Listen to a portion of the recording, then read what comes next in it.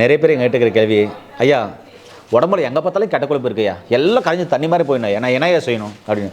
நீங்கள் ஒன்றும் செய்ய வேணாம், நான் சொல்கிறது மட்டும் செய்யுங்க, ஒன்று செஞ்சாவே போதும், சரியாயிடும். அப்படி என்னங்க சொல்லுங்கள், கண்டிப்பாக சொல்கிறேன். ஒரு சிலர் அங்கே ஐயா அங்கங்கே கொழுப்பு கட்டியாக இருக்குங்க ஐயா, ஒன்று நவருது, ஒன்று நவர மாட்டேது, ஒன்று வலிக்குது, ஒன்று வலிக்க மாட்டேது, என்னையா செய்யணும்? ஒன்றும் செய்ய வேணாம், நான் சொல்கிறத செய்யுங்க, சரியாக போகும். சரிங்களா? ஐயா ஃபேட்டி லிவருங்க ஐயா, ஸ்கேன் எடுத்து பார்த்தேன், அப்டாமல் ஸ்கேன் எடுத்தேன், இல்லை சிடி ஸ்கேன் எடுத்தேன், எம்ஆர் எடுத்தேன், ஃபேட்டி லிவர் இருக்குன்னு சொல்லிட்டாங்க. கிரேட் 1, கிரேட் 2, கிரேட் 3ன்னு சொல்லிட்டாங்க. ஐயா என்ன பண்ணுறது ஐயா, ஒன்றுமே புரியல. கிரேட் 3 இருந்தால் மருத்துவரை பாருங்கள், கிரேட் 1, கிரேட் 2னாக்க உணவிலே சரி பண்ணிக்கலாம்.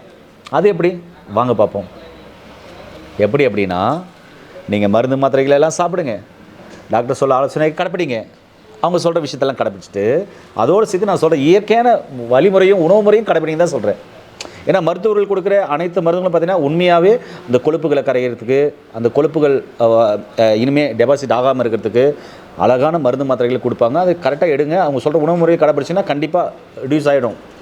அதோடு சேர்த்து நம்முடைய சித்த மருத்துவர்கள் பார்த்திங்கன்னா நிறைய மருந்துகள் கொடுப்பாங்க. அதில் பார்த்திங்கன்னா ஒன்று சௌந்தரலேகியம், இது எல்லா வகையான கொழுப்பை கரைக்கும், தொப்பையை குறைக்கும், சரிங்களா, நல்லா ஜீரணத்தை உருவாக்கும், உங்களுக்கு கேஸ்ட்ரிக் இல்லாமல் பார்த்துக்கும்.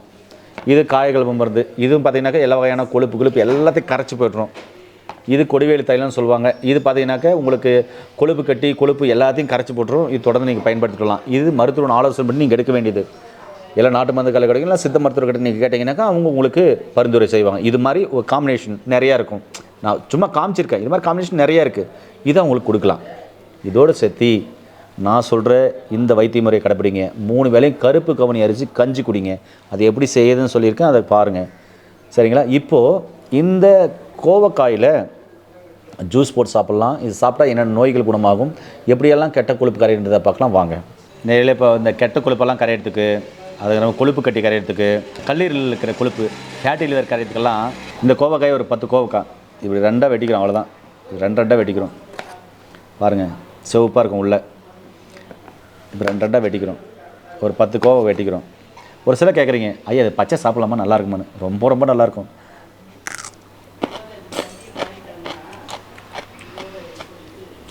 நல்லா புளிப்பாக இருக்கும்.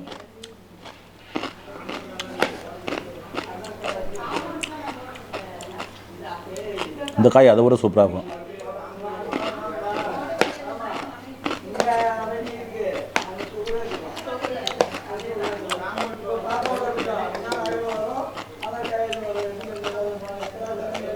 இந்த சிவப்பாகிறது கொஞ்சம் புளிப்பாக இருக்கும், ஆனால் இது வெள்ளரிக்காய் மாதிரியே இருக்கும். இது கொஞ்சம் புளிப்பாக இருக்கும்.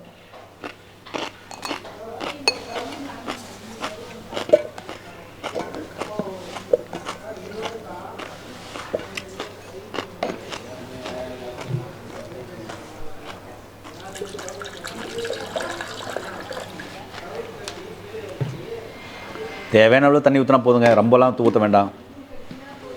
ஊற்றி ஒரு துணியில் புழிஞ்சு வடிகட்டினா போதும். இப்போ இதை தேவையான அளவு வடிகட்டால் போதுங்க.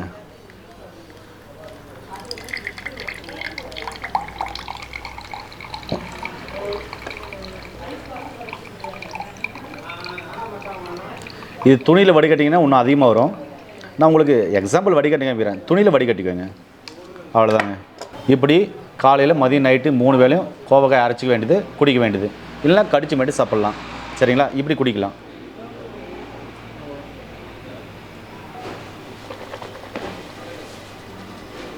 அவ்வளோதாங்க, ரொம்ப சிம்பிள்.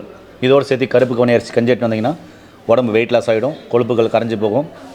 விட்டமின் சி, அதாவது ஆரஞ்சு பழம், அதுக்கப்புறம் பார்த்தீங்கன்னாக்கா கமலா ஆரஞ்சு, இதெல்லாம் சாப்பிட்டீங்கன்னாக்கா கண்ணுக்கு தெரியாத கட்டிகள், கண்ணுக்கு தெரியாத கட்டிகள், கொழுப்பு கட்டிகள் எல்லாமே கரைஞ்சி போகும். இப்படி இயற்கையோடு சேர்ந்து வாழுங்க. கோவக்காயில் அருமையான ஜூஸ் பார்த்துருப்பீங்க. இப்படி தான் சாப்பிட்ணும். நிறைய கெட்ட கொழுப்பு இருக்குது, எங்கே பார்த்தாலும் கொழுப்பு கட்டியாக இருக்குன்றவங்க தினமும் பார்த்தீங்கன்னாக்கா 3 வேளையும் இந்த கோவக்காய் ஜூஸ் சாப்பிட்லாம், தவறே இல்லை. இல்லைங்கய்யா, உடம்புல இருக்கிற கெட்ட கொழுப்பு கரையணும், லிவரில் இருக்க டாக்ஸின் வெளியேறணும், உள்ளுறுப்புகள் நல்லா இருக்கணும், உடம்பு குளிர்ச்சியாக இருக்கணும், பைல்ஸ் வராமல் பார்த்துக்கணும், மலச்சிக்கல் வராமல் பார்த்துக்கணும், உடம்பு ஆரோக்கியமாக இருக்கணும், ரத்தம் தூய்மையாகணும் அப்படின்றவங்க ஒரு நாளைக்கு 2 முறை கூட நீங்கள் எடுத்து வர்றது நல்லது. சரிங்களா? இப்படி இயற்கையான உணவுகள் நிறையா இருக்குங்க.